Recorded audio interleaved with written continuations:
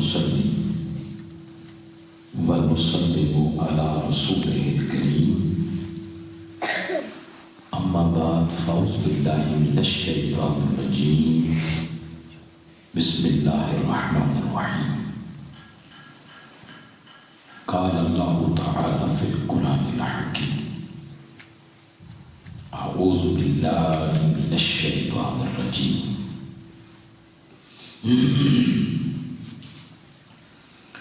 والذي جاء بالصدق وصدق به أولئك هم المتقون صدق الله مولانا العظيم إن الله وملائكته يصلون على النبي يا أيها الذين آمنوا صلوا عليه وسلموا تسلیما۔ تمام احباب درود پاک پیش کریں آپ کا نظر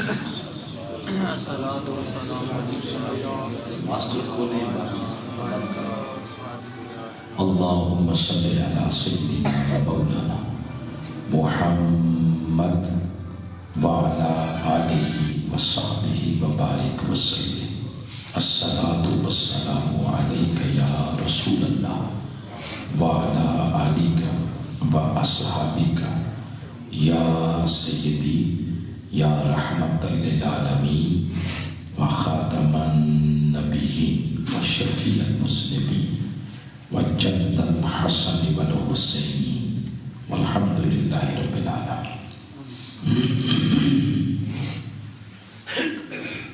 جملہ لائق عزت معزز علماء کرام،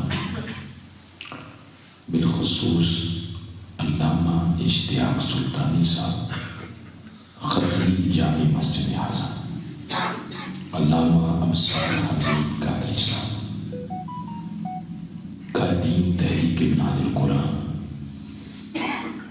جملہ معزز حاضرین اور سامعین، آج الحمدللہ توفیق الہی سے بہت بابرکت نشست انسان کو نصیب ہوئی جس کے انعقاد کا مقصد اجتماعی طور پر اظہار تعزیت اور اجتماعی طور پر فاتحہ خوانی اور دعائے مغفرت ہے۔ میری مراد محترم حبیب شاہ صاحب کے والد گرامی سید لال حسین شاہ صاحب رحمت اللہ علیہ، وہ پچھلے دنوں میں اپنے دنیا کا سفر ختم کر کے اللہ کی بارگاہ میں حاضر ہو گئے۔ ایک طویل زندگی انہوں نے پائی، خوبصورت زندگی انہوں نے گزاری۔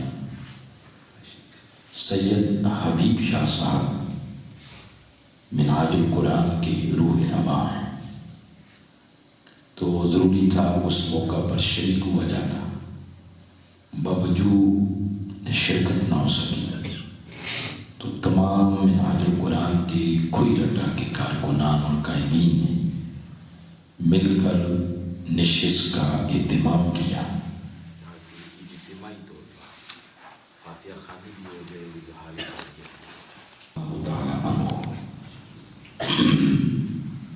آپ کا ذکر خیر کرنا، اللہ پاک کی بارگاہ میں دعا ہے اس پوری نشست کو ہم سب کی غلطیوں پر درگزر کرنے کا بھی اور آئندہ زندگی کو ایک اچھے راستے پر بسر کر کے گزارنے کی اللہ توفیق بھی عطا فرمائے۔ یہ محفل اس ضمن میں اللہ اپنی بارگاہ میں قبول فرمائے۔ اس کو بالکل سادہ کریں، جو ابھی بھی اس میں بہت سارے فنکشن ہیں، دن رات ہمارا یہی کام ہے ساؤنڈ میں، تو صرف ایک بٹن کھول لیں جس کو ماسٹر کہتے ہیں، باقی چون چران سب کچھ بند کر دیں سارے۔ بہت شکریہ آپ کا۔ بات آج ہم یہاں سے شروع کریں گے۔ حضرت سیدنا صدیق اکبر رضی اللہ تعالیٰ عنہ حضور علیہ الصلوۃ والسلام کے خلیفہ اول ہیں۔ کچھ حضور اسلام کے بعد ہستیاں ایسی ہیں، ان پڑھ بندے کو بھی پڑھے لکھے بندے کو بھی ان کے نام اس طرح یاد ہیں، ایسے ہاتھوں میں۔ ان ہستیوں میں سے ایک ہستی حضرت سیدنا صدیق اکبر رضی اللہ عنہ۔ یہ وہ ہستیاں ہیں جنہوں نے اپنی زندگی، اپنے آپ کو اور جو کچھ اللہ پاک نے انہیں اپنی بارگاہ سے توانائیاں دی تھیں، انہوں نے وہ ساری توانائیاں کلیتاً حضور علیہ السلام کے قدموں پر نچھاور کر دی تھی۔ طویل زندگی پائی، بزنس مین تھے بہت بڑے، اگر مٹی کو بھی ہاتھ لگاتے تو اس کو بھی سونا بنا دیتے۔ سبحان اللہ، سبحان اللہ۔ جزیرہ عرب پر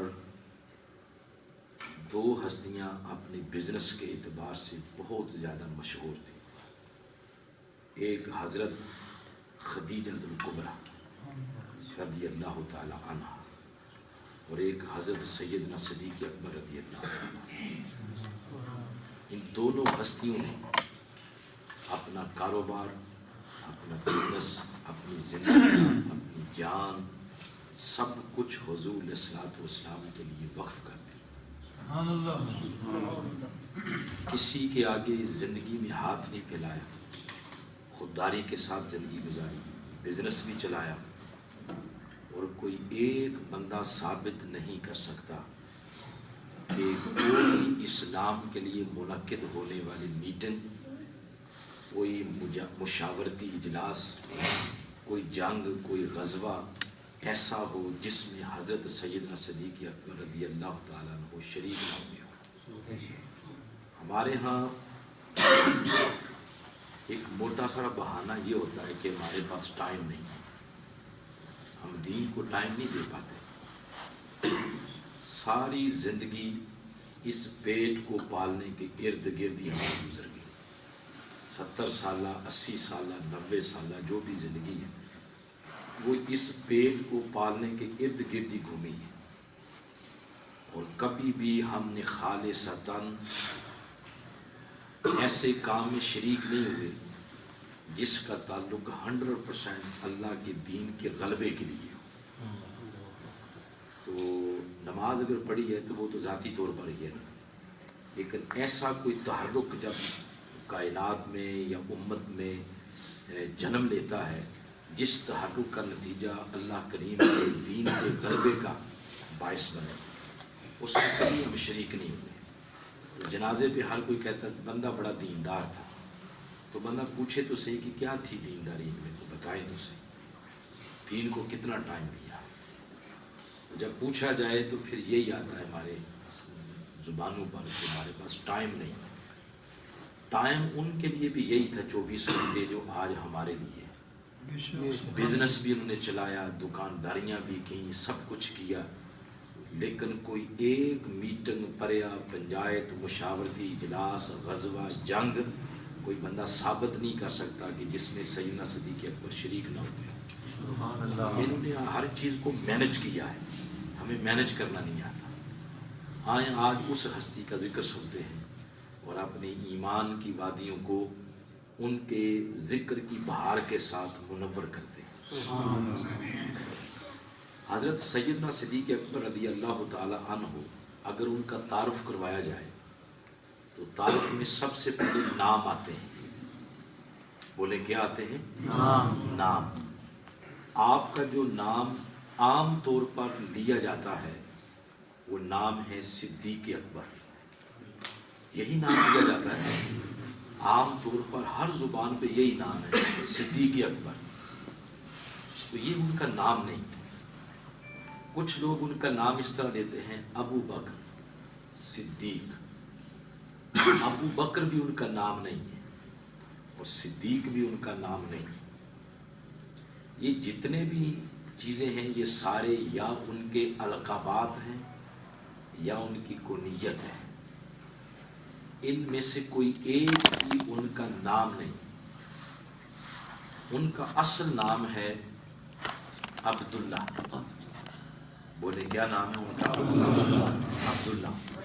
یہ ان کا اصل نام ہے. باقی یہ جو ان کا نام ہے صدیق، یہ ان کا نام نہیں، ان کا لقب ہے. ابو بکر کا لفظ بولا جاتا ہے، یہ بھی آپ کا نام نہیں ہے، یہ آپ کی کنیت ہے. ایک اور نام لیا جاتا ہے عبد الکعبہ، یہ بھی آپ کا پرانا نام ہے. ایک اور لیا جاتا ہے عتیق، یہ بھی ان کا نام نہیں، یہ بھی ان کا لقب ہے. تو آپ زیادہ القابات سے مشہور ہیں، اصل نام آپ کا عبداللہ ہے. یہ جو نام ہے عبداللہ، یہ حضور علیہ السلام نے خود رکھا تھا. آپ پوچھ سکتے ہیں کہ نام تو اس وقت رکھا جاتا ہے جب بچہ پیدا ہوتا ہے، تو اس وقت حضور علیہ السلام نے ان کا نام کیسے رکھا؟ سادہ کر دیں اس کو. آپ کا پیدائشی نام تو آپ کی امی نے رکھا، وہ نام تھا عبد الکعبہ. اس کا معنی ہے کعبے کا بندہ. اس نام کے رکھنے کے پیچھے ایک ریزن تھی، وہ یہ تھی کہ حضرت ابو بکر صدیق رضی اللہ تعالی عنہ آپ کی ولادت سے پہلے آپ کے والدین کے گھر جتنے بھی بچے پیدا ہوئے سب مردہ ہوئے. کسی کا بھی تولد زندہ حالت میں نہیں ہوا، تو سب مردہ پیدا ہوئے. وقت گزر گیا ایک بہت سارا. جس وقت آپ کی امی جان سیدنا صدیق اکبر رضی اللہ تعالی عنہ کی باری امید سے ہوئی، تو اس وقت آپ بیت اللہ کا طواف کر رہی تھی. موومنٹ اندر ہوئی، پتہ چل گیا، تو آپ نے کعبۃ اللہ کو ایسے مخاطب کرتے ہوئے کہا کہ اے کعبہ، میں منت مانتی ہوں کہ اگر یہ جو بچہ جو اب میرے بطن میں ہے، رحم میں ہے، یہ زندہ پیدا ہوا تو اس کا نام میں تیرے نام پہ رکھوں گی.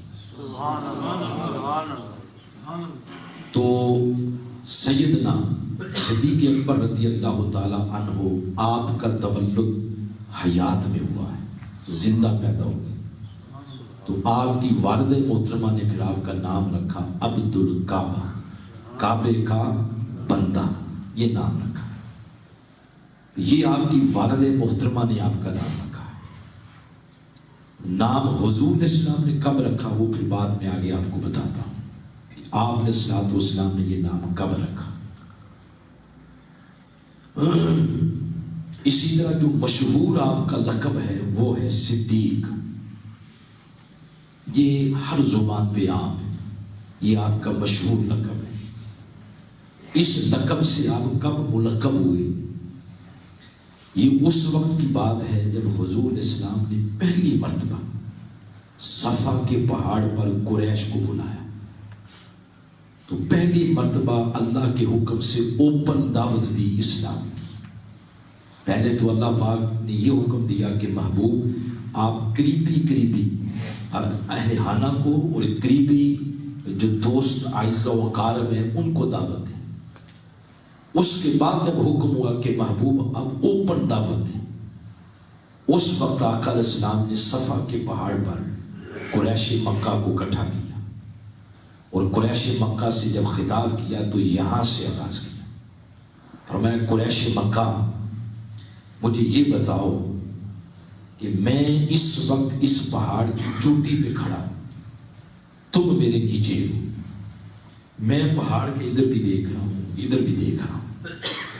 میں اگر یہ تمہیں کہہ دوں کہ پہاڑ کی اس سائڈ سے دشمن کی فوج آ رہی ہے، وہ حملہ کرے گی، تمہیں نیست و نابود کر دے گی، تو میری کہی ہوئی بات پہ یقین کر لو گے؟ سب نے بیک زبان کہا ہاں. اس پر حضور علیہ السلام نے ان سے پوچھا کہ کیوں یقین کرو گے؟ میری زبان پہ اتنا اعتماد، اتنا ٹرسٹ کہ صرف میرے کہے ہوئے پر تم یقین کر لو گے؟ تو ان سب نے آگے سے کہا ہم ٹرسٹ اس لیے کریں گے کہ ہم نے زندگی ساری دیکھا ہے آپ کی زبان مقدس سے کبھی جھوٹ صادر نہیں۔ اس کو کہتے ہیں کردار وہ جس کا جادو سر چڑھ کے بولے، یعنی محاورتاً بات کی جاتی ہے۔ تو حضور اسلام نے ارشاد فرمایا کہ اگر اتنا میری زبان پہ اعتماد ہے تو اسی زبان سے یہ بات بھی نکل رہی ہے کہ اللہ وحدہ لا شریک ہے۔ جن بتوں کی پوجا کرتے رہتے ہو یہ خدا نہیں ہے، اس کے ساتھ کسی کو شریک نہ ٹھہراؤ، اللہ ایک ہے۔ اس پر ان کے کچھ سرپنچ بول پڑے، انہوں نے کہا کہ آپ ایک کی طرف ہمیں بلا رہے ہیں اور باقی ہم سے چھڑا رہے ہیں، اس پر کیا دلیل ہے کہ وہ ایک ہے؟ تو اس پر قبل اس کے کہ حضور علیہ الصلوۃ والسلام کچھ گویا ہوتے، کچھ فرماتے، جبریل آگے سورہ یونس کی آیت نمبر 17 لے کے اور عرض کرتے ہیں یا رسول اللہ صلی اللہ علیہ وسلم آج منشا خدا بندی یہ ہے کہ آپ کی زبان سے پہلی بار اللہ کے ایک ہونے پر اس روئے زمین پر آپ کی زبان سے پہلی بار وہ دلیل آ رہی ہے۔ تو دلیل کے طور پر آج سورج کو نہیں واپس بلانا، چاند کے نہیں 2 ٹکڑے کرنے، آج درختوں سے سجدہ نہیں کروانا۔ تو آقا علیہ السلام نے پوچھا جبریل منشا خدا کیا ہے؟ تو جبریل عرض کرتا ہے یا رسول اللہ منشا خدا یہ ہے کہ آپ نے یہ کہی فقط لبثت فیکم عمرا من قبلہ، کہ جب میں آج تمہیں دعوت دے رہا ہوں اس سے پہلے کا عرصہ زندگی کا میرا تمہارے دوران ہی گزرا ہے نا، میری راتیں، میرا دن، میری خلوت، میری جلوت، معاملات، لین دین، سب کچھ اس معاشرے میں میری 40 سالہ کتاب زندگی کے کسی صفحے پر، کسی لائن میں، کسی حرف میں، کسی لفظ میں کسی قسم کا عیب، نقص اور شک تمہیں نظر آتا ہے؟ سب نے کہا کہ آپ بے عیب ہیں۔ اس پر حضور علیہ السلام نے فرمایا اگر میں بے عیب ہوں تو میرا بے عیب ہونا ہی خدا کے ایک ہونے کی دلیل ہے۔ اس پر پھر اکثریت، وہ جو بڑے سرپنچ تھے انہوں نے حضور اسلام کی بات نہیں مانی بلکہ ٹھٹھا مذاق کرتے ہوئے وہاں سے چلے گئے۔ کسی نے بھی حضور اسلام والسلام کی نبوت کی تصدیق نہیں کی، وہ جن کو حضور اسلام نے بلایا تصدیق اس لیے نہیں کی کہ پہلی بار تصدیق کرنے والا اس مجمع میں موجود ہی نہیں تھا، یعنی حضرت سیدنا صدیق اکبر رضی اللہ تعالیٰ عنہ اس مجمع میں موجود نہیں تھے، آپ کی عدم موجودگی میں وہ مجمع بلایا گیا۔ آپ کہاں تھے؟ اس پر ایک اسماء الرجال کی کتاب ہے بہت بڑی، ابن اسیر کی، تو اس کا نام ہے اوسط الغابہ فی معرفت الصحابہ۔ یہ اتھینٹک کتاب ہے، آذرو علم کوئی اس کا انکار نہیں کرتا۔ اس کے اندر عبداللہ ابن مسعود رضی اللہ تعالی عنہما ان سے روایت مروی ہے، ایک لمبی طویل روایت۔ وہ فرماتے ہیں کہ سیدنا صدیق اکبر رضی اللہ تعالی عنہ ان دنوں کہاں تھے؟ وہ فرماتے ہیں کہ خود انہوں نے فرمایا قال ابو بکر صدیق انہو خرج الی الیمن، ان دنوں میں آپ تجارت کے سلسلے میں یمن والی سائڈ پر گئے ہوئے تھے۔ تو آپ کا معمول تھا آپ تجارت شروع کرنے سے جہاں بھی جاتے باقی معاملات تجارتی شروع کرنے سے قبل اس علاقے کے بڑے بڑے شیوخ کو ملتے جو اپنے علمی اعتبار سے، اخلاقی اعتبار سے، اپنے کردار کے اعتبار سے اس علاقے میں بڑے قد کاٹ کے مالک ہوتے۔ بہت سارے شیوخ کو ملے، فنزلت علی شیخ من الازد عالم، اس دن آپ ایک بہت بڑے ایسے شیخ سے ملے جو بہت بڑی بڑی الہامی کتابوں کا عالم تھا.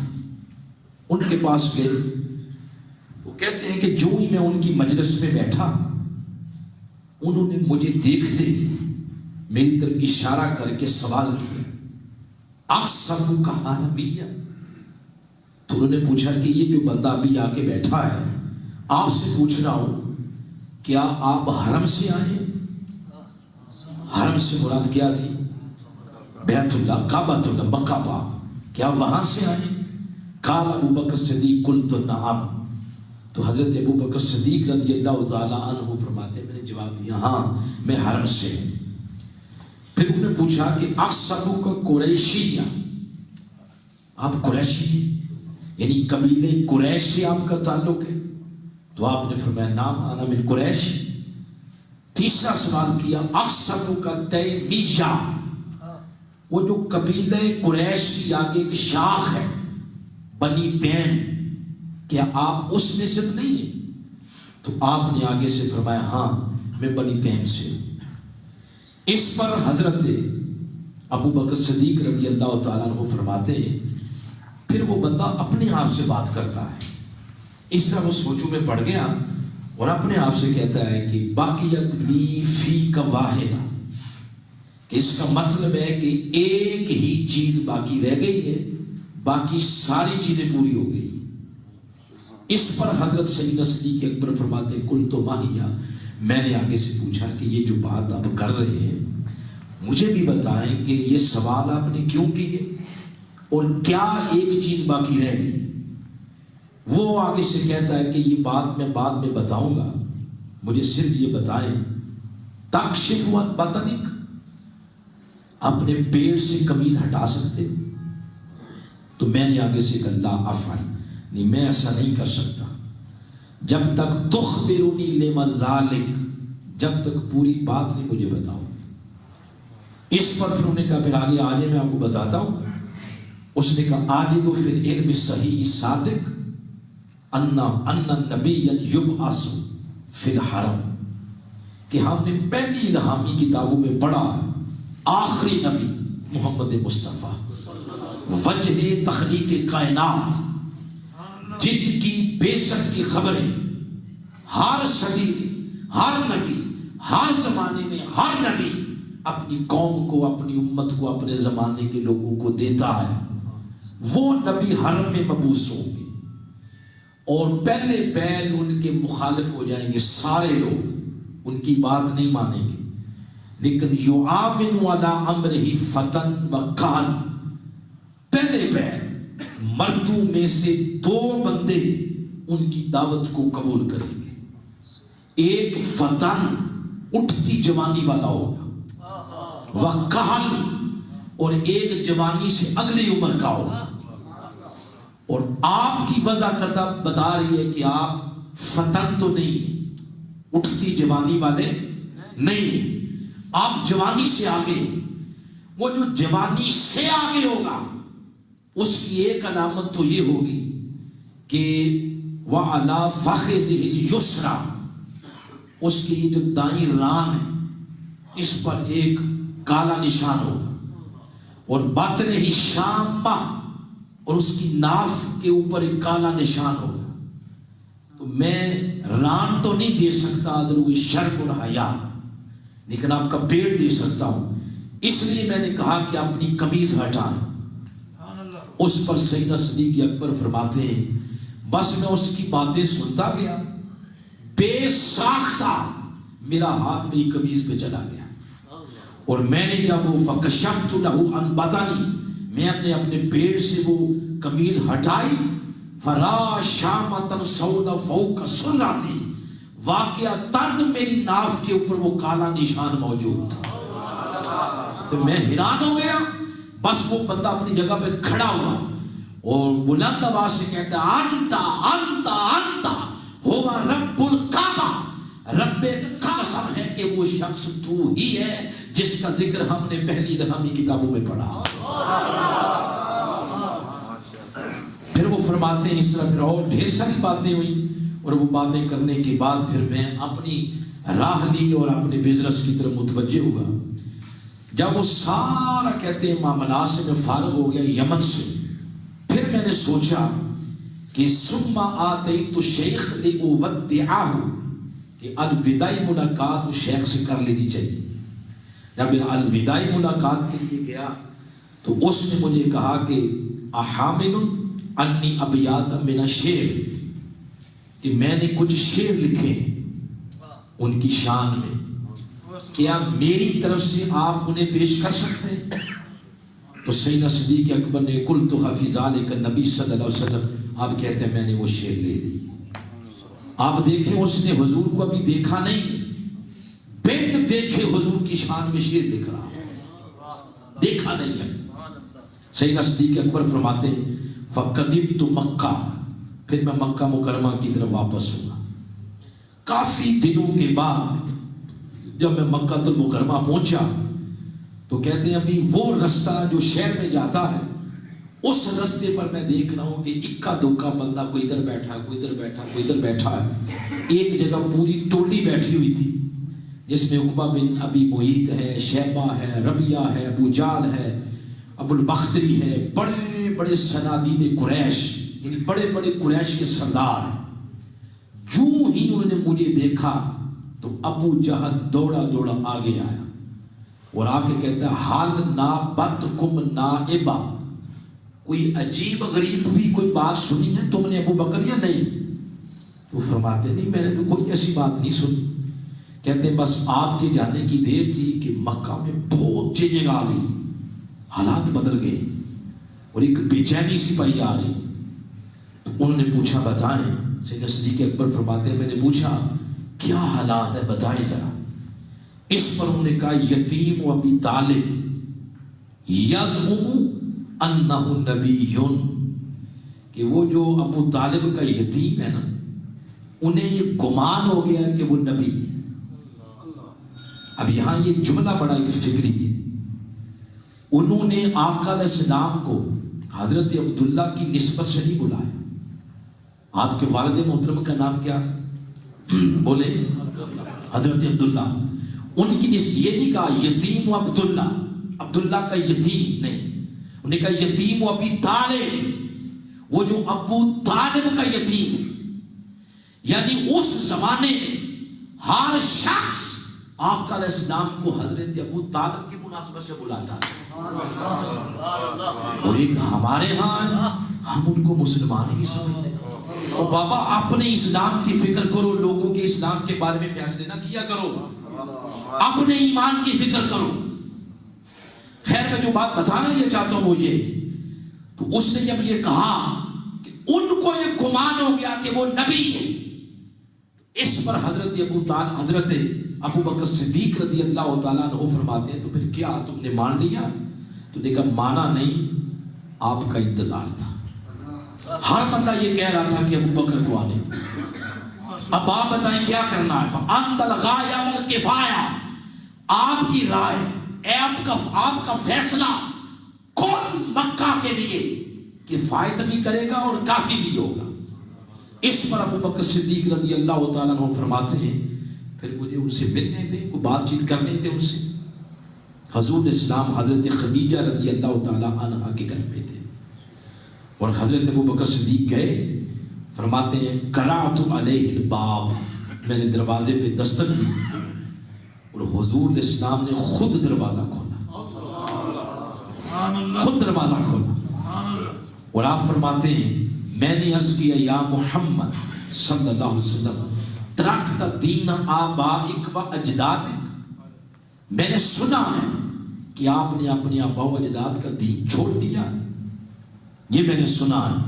حضور اسلام نے اس سوال کا جواب ہی نہیں دیا، آپ نے ایک اور بات کی، فرمایا ابو بکر اس کو چھوڑ، یا ابا بکر انی رسول اللہ الیک و الی الناس کلہم، میں تیری طرف اور کل نسل انسانیت کی طرف اللہ کا رسول بنا کے بھیجا گیا، فآمن باللہ، میری اس دعوت کو قبول کر اور اللہ پر ایمان لے۔ اب اس میں ہم دیکھیں حضور اسلام نے بات کیسے کی. بات یوں فرمایا انی رسول اللہ الیکا، تیری طرف اللہ کا رسول بن کے آیا اور کل نسل انسانیت کی طرف. کیا خیال ہے اگر حضور اسلام یہ بات نہ کرتے، فرماتے الیکا کہ تیری طرف، یہ نہ بات کرتے، صرف یہ فرماتے کہ میں سب نسل انسانیت کی طرف اللہ کا رسول بن کے آیا ہوں، تو کیا اس جملے میں سیدنا صدیق اکبر کا ذکر نہیں آ جانا تھا؟ بولے آ جانا تھا. مگر صدیق اکبر کا ذکر الگ کیا اور نسل انسانیت کا ذکر الگ کیا. اس سے حضور بتا رہے تھے، بتانا کیا چاہتے تھے، صدیق ساری نسل انسانیت کا مجھے ماننا کوئی اور معنی رکھتا ہے، تیرا مجھے ماننا کوئی اور معنی رکھتا ہے. کل انسانیت کا کلمہ لا الہ الا اللہ محمد رسول اللہ ایک پلڑے میں رکھا جائے اور دوسرے پلڑے میں صدیق اکبر کا کلمہ رکھا جائے، ساری نسل انسانیت کے کلمے پر صدیق اکبر کا کلمہ حاوی اور غنی ہو جاتا. حضور صلی اللہ علیہ وسلم نے جب یہ فرمایا کہ آپ اللہ پر ایمان لے آ، تو آگے سے فرماتے ہیں پھر میں نے پوچھا حضور ما دلیلوں کا علی ذالک، اس کی کیا دلیل ہے کہ آپ اللہ کے رسول ہیں، کیا دلیل ہے اس پر؟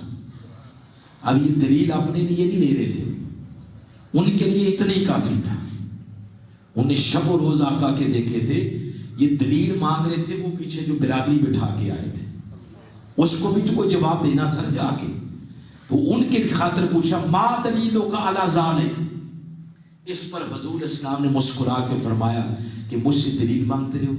فرمایا الشیخ الذی لقیت بالیمن، دلیل تو وہی شیخ ہے جس کو تو یمن میں ملا تھا. آگے انہوں نے پتا کیا کہا، صدیق اکبر رضی اللہ تعالیٰ عنہ نے عرض کی قل تو کم من شیخ لقیت بالیمن، حضور آپ کی شیخ کی بات کر رہے ہیں، میں کوئی ایک شیخ سے تھوڑا ملا، میں تو بہت ساروں کو ملا ہوں. آپ کی مراد کون سا شیخ ہے کہ جو آپ فرما رہے ہیں؟ تو آپ نے اسلام نے فرمایا ابو بکر الشیخ الذی افادک الابیات، میری مراد وہ شیخ ہے جس کی لکھی ہوئی نعت میرے بارے میں تیری جیب میں پڑی ہوئی، میری مراد تو وہ شیخ ہے. تو صدیق اکبر فرماتے ہیں میں نے عرض کیا من خبرک بہذا یا حبیبی، حضور یہ آپ کو خبر کس نے دی ہے؟ تو آپ نے فرمایا المالک المعظم، مجھے خبر میرے اللہ نے دی. صدیق اکبر کے ایمان کی بنیاد ہی حضور کا علم غیب بنا.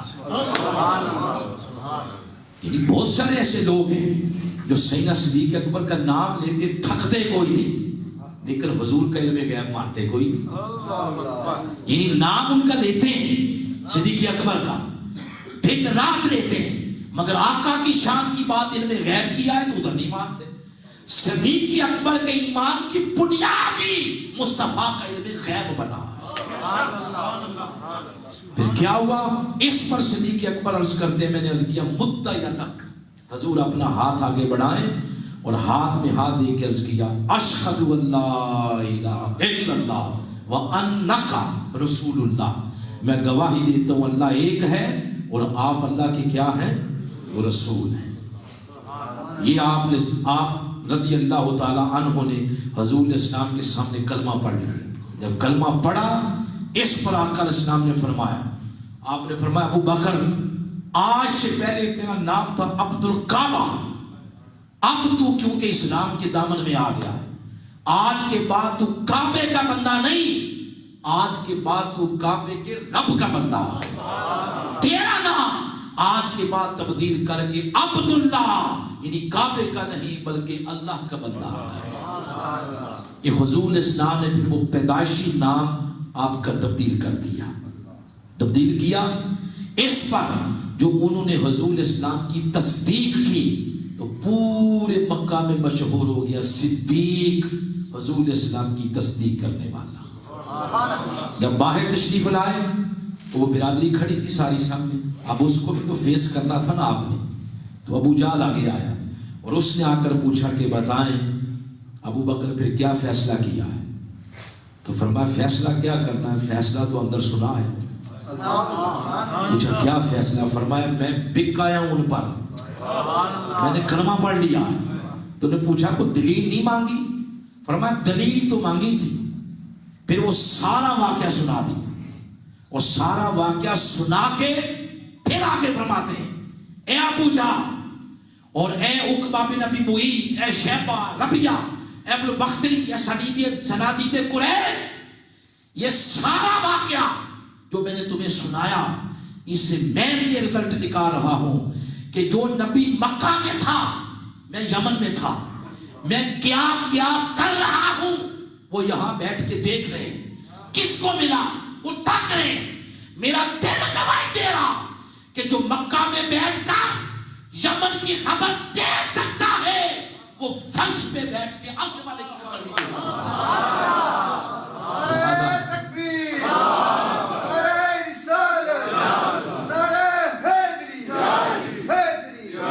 لہٰذا وہ فرماتے ہیں میں کلمہ پڑھ لیا ہے، لا الہ الا اللہ محمد رسول اللہ صلی اللہ علیہ وسلم۔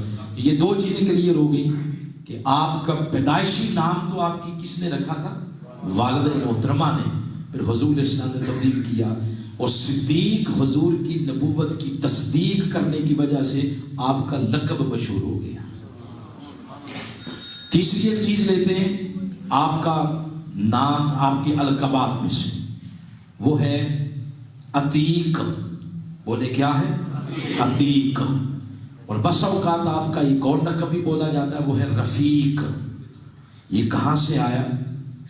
یہ ہماری عقائد کی کتاب ہے اہل سنت کی، اس کا نام ہے شرح عقائد نصفیہ۔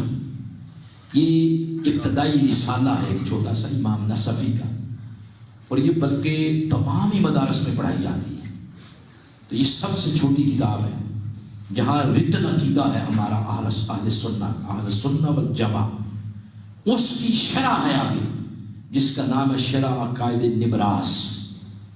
اس کے حاشیے کے اندر حضرت سیدنا ابو ہریرہ رضی اللہ تعالیٰ عنہ، ان سے ایک حدیث مروی ہے، وہ فرماتے ہیں، یہ بڑی پیاری سننے والی بات ہے کہ یہ عتیق، یہ رفیق، اور تیسرا بھی ساتھ اس روایت میں آیا ہے صدیق، یہ تینوں القابات کہاں سے آئے؟ وہ فرماتے ہیں کہ دن ایسا ہوا انا ابا ہریرہ رضی اللہ تعالیٰ عنہ قال اجتمع المہاجر والانصار عند رسول اللہ صلی اللہ علیہ وآلہ وسلم۔ ایک دن مہاجر اور انصار حضور کے ارد گرد بیٹھے تھے، تو حضور علیہ السلام ہر کسی سے کوئی نہ کوئی بات سن رہے تھے، کوئی تم بات سناؤ زمانے جاہلیت کی، کوئی کسی سے۔ تو سیدنا صدیق اکبر سے فرمایا سے ابو بکر آپ کھڑے ہو اور آپ کوئی عجیب بات سنائیں زمانے جاہلیت کی۔ سیدنا صدیق اکبر نے مجھے بات سنائی اور یہاں سے آغاز کیا، عرض کیا وعیشہ کا یا رسول اللہ صلی اللہ علیہ وسلم، حضور آپ پر میری زندگی قربان۔ انداز دیکھیں، کسی نے عشق رسول کے انداز لینے ہوں تو ان ہستیوں سے لیں۔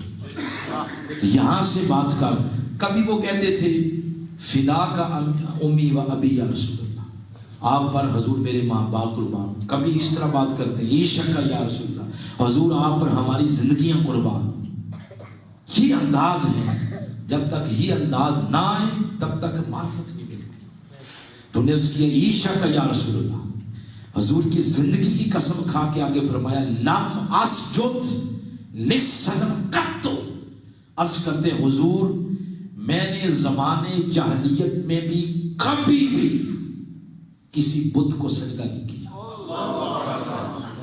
پہلے حضور کی قسم کھائی کہ حضور آپ کی قسم میں نے زمانے جاہلیت میں کبھی بھی کسی بت کو سجدہ نہیں کیا۔ قضا و قضا، جیسا میں آپ کو اب نظر آ رہا ہوں پہلے بھی میں ایسا ہی تھا، یعنی میں نے کسی زمانے جاہلیت میں بت کو سجدہ نہیں کیا۔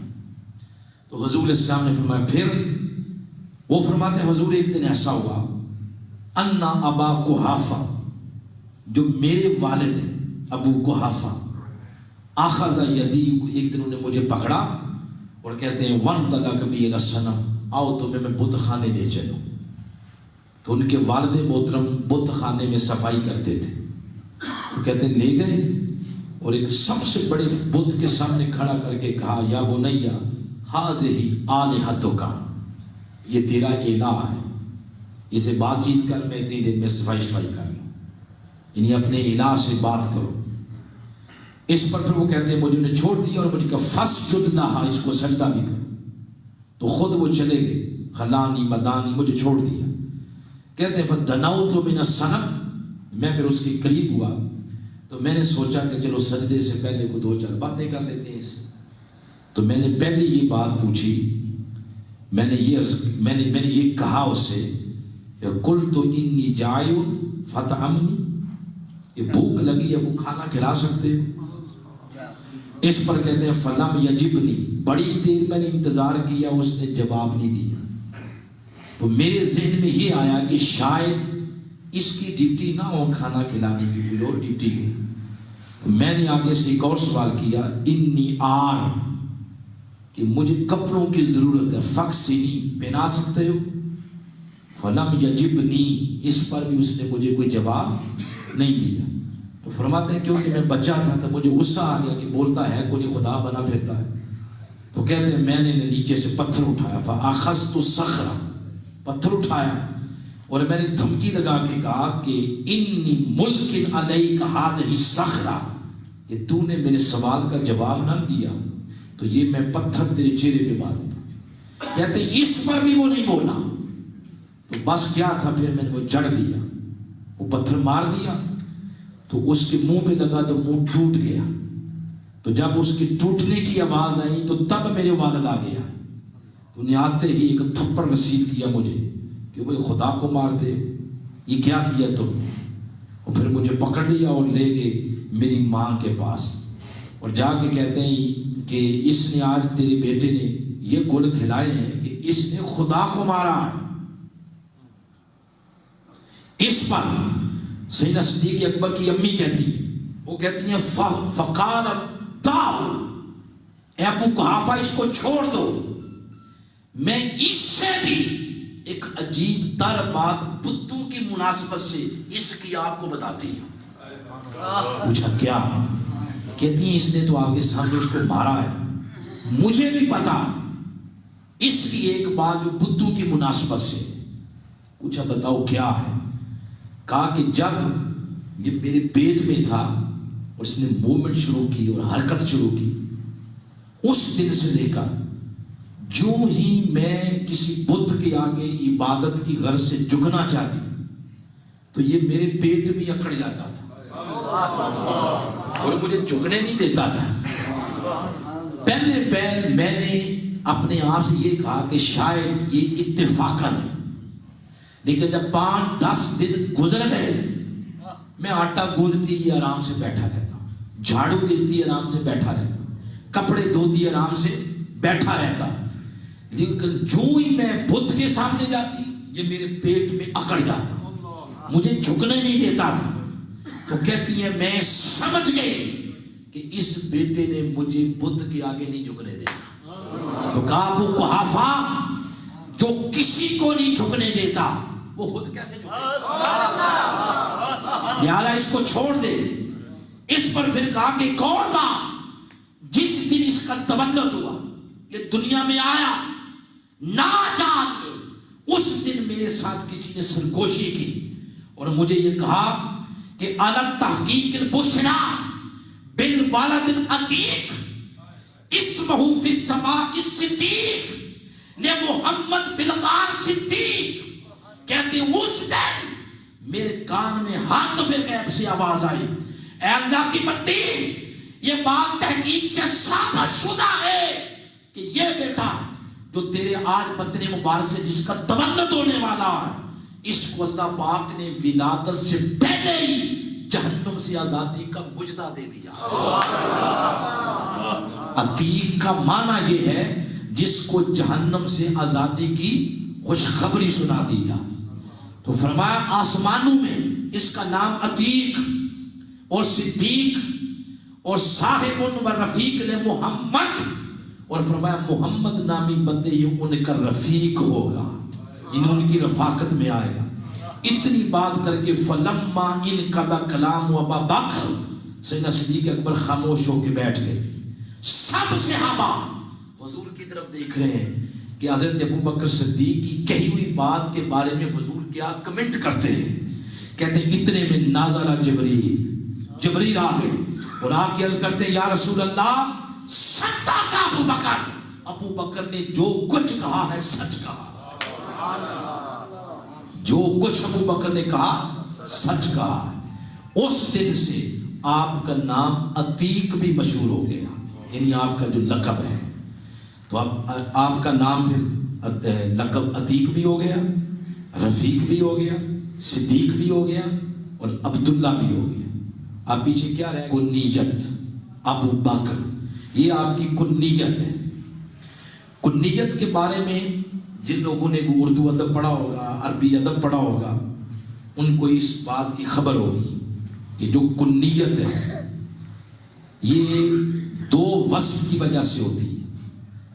ایک وصف یہ ہے کہ کنیت اولاد کے نام پہ ہوتی ہے، جیسے میرا نام ہے نا، میرا نام ہے جمیل اور میرا بیٹا ہے اس کا نام ہے عبداللہ، تو اگر کوئی مجھے جمیل کی بجائے یہ کہتا پھرے ابو عبداللہ، تو معنی کیا ہے؟ عبداللہ کا والد، عبداللہ کا باپ، تو یہ کنیت کے نام سے ہوتی ہے۔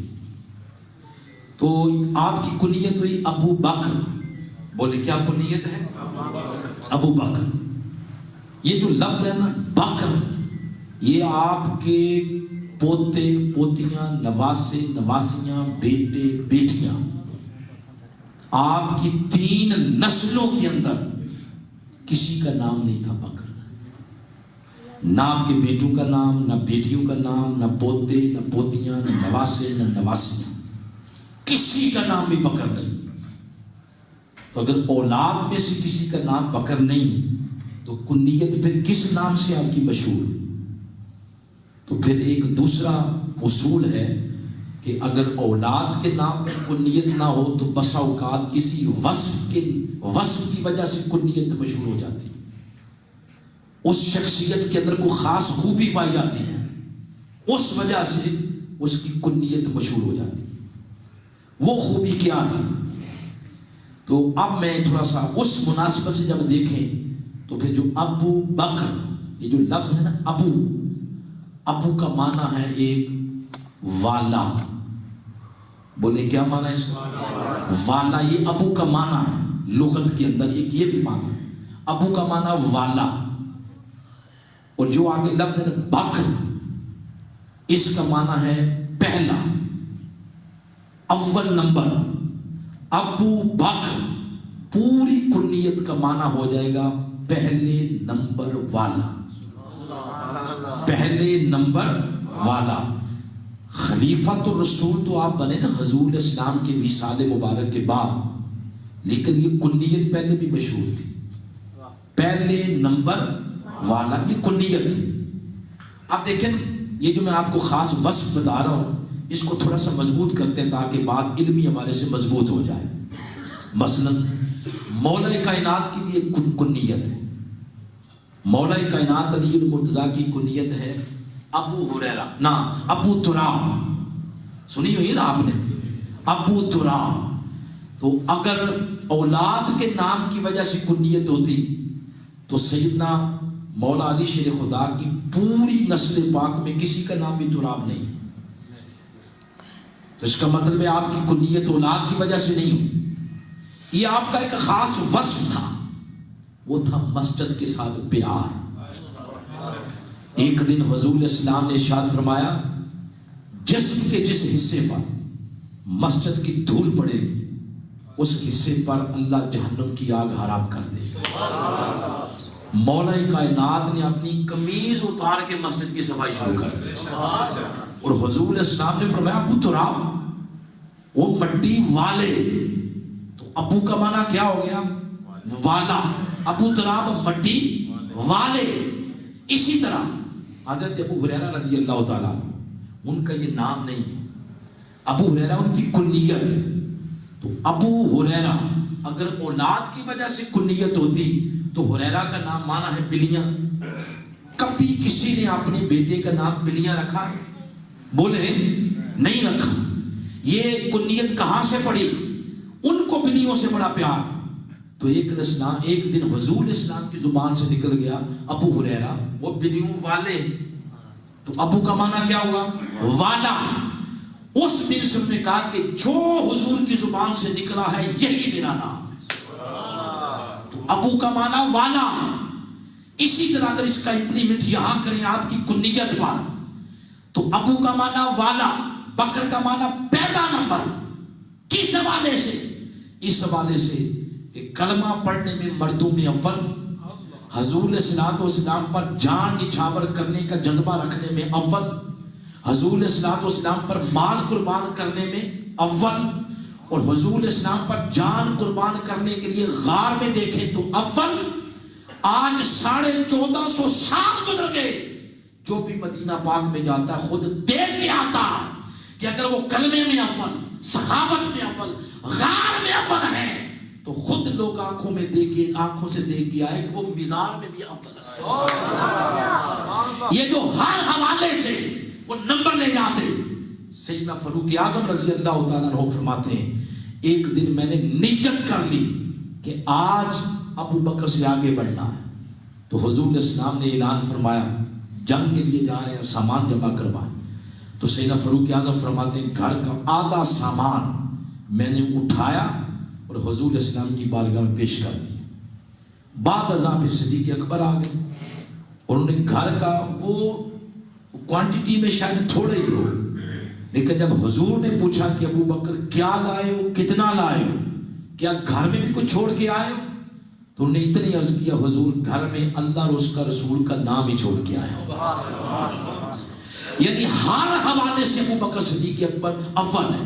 یہ جو ہر حوالے سے اول، جان میں اول، کلمے میں اول، جان قربان کرنے کے جذبے میں اول، مال قربان کرنے میں اول، غار میں اول، اور جب مزار میں بھی اول، ہر حوالے سے جو آپ اول نمبر اختیار کر جاتے تو آپ کی اس وصف کی وجہ سے کنیت مشہور ہوگی ابو بکر پہلے نمبر والا.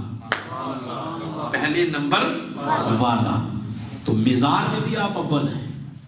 یہ حدیث مبارکہ امام سیوطی نے اس کو بیان کیا ہے اور راوی اس کے خود مولا کائنات علی المرتضیٰ، اور سیرت حلبیہ کے اندر بھی یہ آئی ہے اور امام سیوطی نے اس کو روایت کیا ہے. فرماتے ہیں عن علی بن ابی طالب قال لما حضرت ابا بکر الوفات، فرماتے ہیں جس دن حضرت ابو بکر صدیق رضی اللہ تعالیٰ عنہ کے وصال کا دن آیا، اقعدنی عند راسہ، تو میں گیا آپ کے گھر میں تو مجھے آپ کے گھر والوں نے آپ کے سر انور کی طرف بٹھایا، آپ کے سر کی طرف. تو ایک روایت میں آتا ہے کہ پھر انہوں نے اپنا ساری میری گود میں رکھ لیا. یعنی سیدنا صدیق اکبر نے اپنا سار کن کی گود میں رکھا؟ مولا کائنات کی گود میں. اصل میں اس سے وہ امت کو یہ بھی بتانا چاہتے تھے کہ میرا سر ہے علی کی گود میں. اپنے اس عمل سے بتانا چاہتے تھے کہ سر اللہ نے جن کے لیے بنائے ہیں انہی کی گود میں رکھے جا رہے ہیں.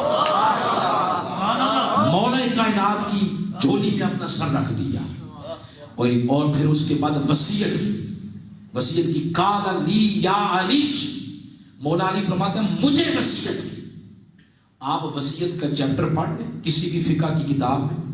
فقہ کی کتاب جو مدارس میں پڑھائی جاتی ہے، نور الاضاء ہے، قدوری ہے، کنز ہے، الہدایہ ہے، یہ بڑی بڑی کتابیں ہیں فقہ کی. کسی کتاب میں فقہ کا چیپٹر پڑھ لیں، نہ یہ وصیت کا چیپٹر پڑھ لیں کہ وصیت جو کرتا ہے وہ کس کو کرے اور کس کو کرنی چاہیے. ہر فقیہ لکھے گا قرآن و حدیث کی روشنی میں کہ وصیت کرنی چاہیے. باپ ہے تو بیٹے کو کرے، بیٹا ہے تو باپ کو کرے، ماں ہے تو اولاد کو کرے. جو قریبی رشتہ دار وہاں موجود ہیں ان کو وصیت کی جائے. تو آپ کے بیٹے بھی تھے، بیٹیاں، آپ کی پوتے پوتیاں، نواسے نواسیاں، یہ سارے وہاں کھڑے تھے مگر ان میں سے کسی کا نام لے کے کسی کو وصیت نہیں کی. وصیت کی ہے تو مولا نے کی. اسے کیا نتیجہ نکلا؟ اس سے نتیجہ نکلا وہ اپنے عمل سے بتا رہے تھے اے میرے بیٹوں میری بیٹیوں اے میری اولاد قیامت تک صدیق اکبر کا عمل بیان کیا جا کہ مجھے اپنی اولاد سے بھی زیادہ جس شخص کے ساتھ محبت ہے اس کا نام مولا علی خدا. اس لیے وصیت کر رہے ہیں. جب وہ بھی راضی اور یہ بھی راضی درمیان میں ہمیں کیا تکلیف اور کیا پرابلم ہے؟ ان کے درمیان ہم دنیا کیوں دوئیوں کی دیواریں کھڑی کرتے رہتے ہیں؟ وصیت کی اور وصیت یہ کی فرمایا انا متو اذا انا متو جب میری روح نکل جائے گی فغسلنی بالکف الذی غسلت به رسول اللہ صلی اللہ علیہ وسلم. اے علی جب میری روح نکل جائے گی مجھے انہی ہاتھوں سے غسل دینا جن ہاتھوں سے تو نے غسل اللہ کے رسول کو دیا تھا. لیکن نسبت اس میں آقا علیہ السلام کی ہے. نسبت کس کی ہے؟ آقا علیہ السلام کی کہ جن ہاتھوں سے تو نے اللہ کے رسول کو غسل دیا تھا مجھے بھی انہی ہاتھوں سے غسل دینا. وحنتونی وذهبوا بی الی البیت الذی فیہ رسول اللہ صلی اللہ علیہ وسلم.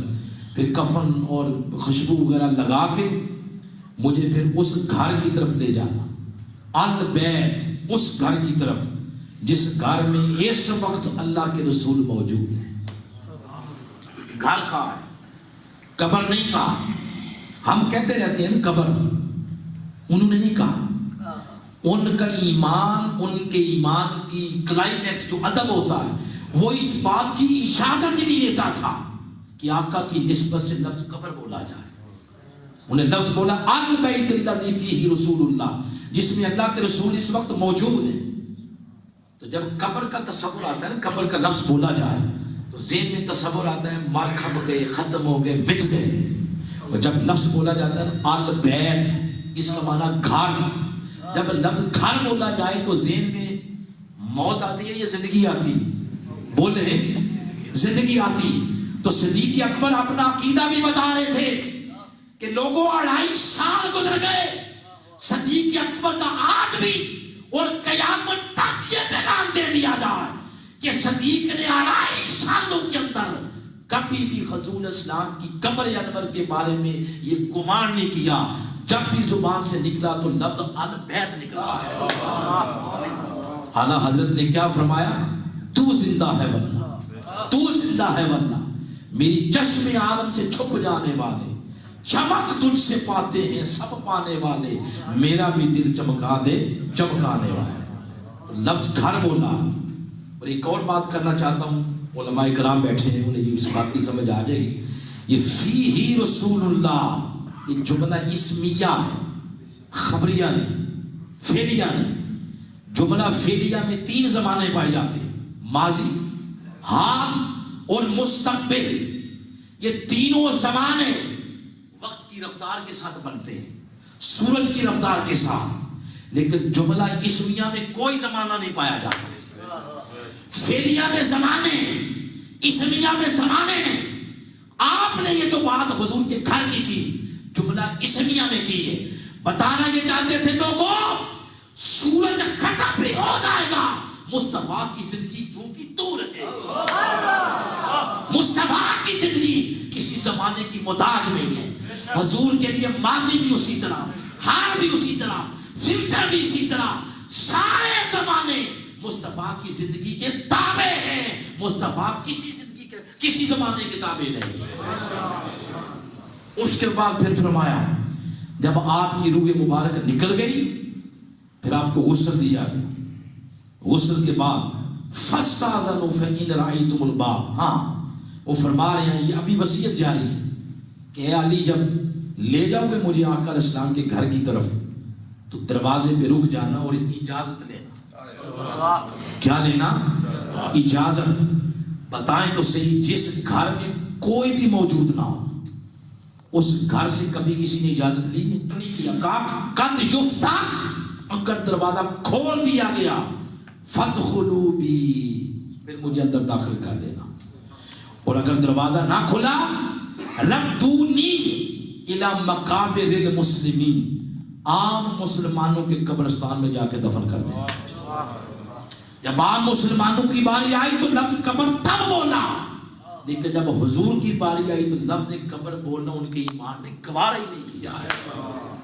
پھر مولا کائنات فرماتے ہیں حتی یحکم اللہ، حتیٰ کہ پھر اللہ کا امر آ گیا، یعنی صدیق اکبر ان کی روح پرواز کر گئی کفن سے انسی سے۔ پھر فرماتے ہیں وہ غسلا کفنا، آپ کو غسل دے دیا گیا، کفن پہنا دیا گیا۔ کنت اول، سب سے پہلا میں وہ بندہ تھا، من بادر الی الباب، جس نے دروازے پہ جا کے یہ عرض کیا، قلت یا رسول اللہ، یا رسول اللہ ھذا ابو بکر، آپ کا ابو بکر آ گیا ہے۔ اور یستاذن، یہ اجازت چاہتا، تو مولا کائنات فرماتا رأیت الباب، میں نے خود دروازے کو دیکھا، قد فتح، دروازہ کھول دیا گیا، سمیت قائم، اور میں نے کسی کو کہتے ہوئے یہ سنا، یقول ادخل الحبیب الی الحبیب، آج حبیب کو حبیب کے ساتھ ملا دیا، ان الحبیب الی الحبیب مشتاق، حبیب کو ملنے کے لیے بیتاب ہے، مشتاق ہے۔ یہ آپ پھر قبر انور یعنی مزار پاک اور گھر مبارک میں بھی ابو بکر کا نمبر اول ہے، خلافت میں اول، مزار میں اول، غار میں اول، کلمہ پڑھنے میں اول، حضور پر جان نچھاور کرنے کے جذبے میں اول، حضور پر سب کچھ قربان کرنے کے جذبے میں بھی اول، ہجرت میں اول، ہر جگہ جو آپ کا وصف اول نمبر کی شکل میں نمایاں ہو رہا ہے، اس کی وجہ سے آپ کی کنیت پڑ گئی ابو بکر۔ یہ آپ کا ایک اجمالی سا تعارف ہے سیدنا صدیق اکبر کا۔ اور پھر 2.5 سالہ آپ کا جو دور ہے خلافت کا، سبحان اللہ، آپ کا جو خلافت کا 2.5 سالہ دور ہے، اس میں امپلیمنٹ جو اسلام کا کیا، قرآن کا اور حدیث کا، آپ صرف ایک واقعے سے اندازہ لگا لیں، اور پھر آپ ان کو بھی دیکھ لیں جو آپ کو ہر 5 سال بعد ایک سبز باغ دکھا کے دھوکہ دیتے ہیں، ان کو بھی دیکھ لیں۔ سیدنا صدیق اکبر کا وصال کا دن جب آیا تو آپ نے یہ بھی وصیت کی کہ مجھے نیا کپڑا نہ پہنایا جائے، کفن نئے کپڑے میں نہ دیا جائے، کفن اسی کپڑے کو کفن کے طور پر استعمال کیا جائے جو کپڑے میں نے پہنے ہوئے، اس لیے کہ جو پیسے نئے کفن کے خریدنے پر لگیں گے وہ مدینہ پاک کی کسی بیوہ کے بچوں کو کھانا خرید کے دے گا۔ کیا ہمارے ہاں کبھی یہ بتایا گیا؟ یہ جو 2-2 لاکھ ہم کل خانیوں پہ لگاتے ہیں، اندر باپ مرا پڑا ہے، بار برادری کو دیگوں کی پڑی ہوئی ہے، کھانے کے مینیو پر بنتے ہیں، کیا صدیق اکبر نے وہ تو کفن کے پیسے بھی کہہ رہے ہیں کہ بیواؤں کے بچوں کو دے دیتا؟ یہ ہم کب عوام کو یہ اویئرنس دیں؟ پھر 5 سال بعد ہمیں جو داد لگا کے جاتے ہیں حکمران، کب ان کی زندگیوں میں یہ اصول آئے؟ سیدنا فاروق اعظم کو لیں تو آپ نے جس طریقے سے اسلام کا امپلیمنٹ کیا کمال ہے، لیکن ذات پر 1 ٹکا خرچ نہیں کیا۔ یہی وجہ سرکاری دورہ جب فلسطین کا کیا سیدنا فاروق اعظم نے تو غلام سواری پر تھا اور آقا نے اس سواری کی لگام پکڑی ہوئی، یہ سیدنا فاروق اعظم ہے۔ لیڈر جب ایسے ہوتے ہیں تو پھر قومیں ترقی کرتی ہیں، ملک ترقی کرتے ہیں۔ آج کہا جا رہا ہے اور یہ بات سچ ہے کہ پاکستان کے خزانے میں روپیہ بھی نہیں بچا، $6.25 ارب رہ گئے، 6.5 ارب، تو وہ 3.5 میرے خیال میں سعودیہ والوں سے لیے ہوئے ہیں، واسطے ترلے اور منتیں کریں گے، اور 3 چائنا والوں سے لیے ہوئے ہیں۔ ملک کے خزانے میں 0 بیلنس ہے۔ حکمران اتنے امیر ہو گئے کہ اربوں ڈالر کے مالک ہیں، ملک کیسے غریب ہو گیا؟ کب یہ ایسا وقت آئے گا کہ عوام اپنے شعور کھولے گی؟ یہ برادریوں کے چکر سے نکلے، یہ پارٹیوں کے چکر سے نکلے، ملک ختم ہو گیا تو انڈیا کی چھترول سے ہمیں کوئی بچا نہیں سکے گا۔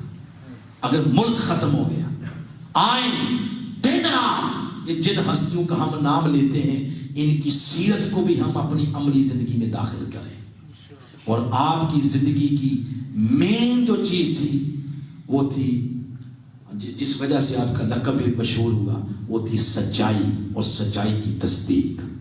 اللہ کی بارگاہ میں دعا ہے اللہ پاک ان چیزوں کو ہمیں اپنی عملی زندگی میں شامل کرنے کی توفیق بھی عطا فرمائے اور شعور بھی عطا فرمائے۔ ہمارا اس مہینے کا جو درس قرآن 11-12 تاریخ کے بعد جا کے ہونا تھا، وہ کچھ وجوہ کی وجہ، کچھ وجوہات آئیں تو جس سے ہمارا درس قرآن ابتدائی دنوں میں ہوا ہے۔ اللہ پاک اس کو اپنی بارگاہ میں قبول فرمائے۔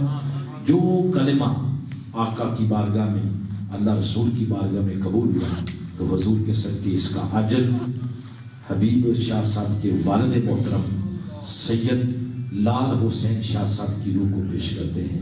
اللہ ان کے درجات بلند فرمائے۔ ہمارے عدنان بھائی ہیں، اس تحریک روح رواں ہیں، ان کے والد محترم بھی 15 دن پہلے فوت ہوئے، ان کے لیے حاجی عبد الکریم مرحوم و مغفور، ان کے لیے دعا ہے اللہ ان کے درجات بلند فرمائے۔ وما علینا الا البلاغ المبین۔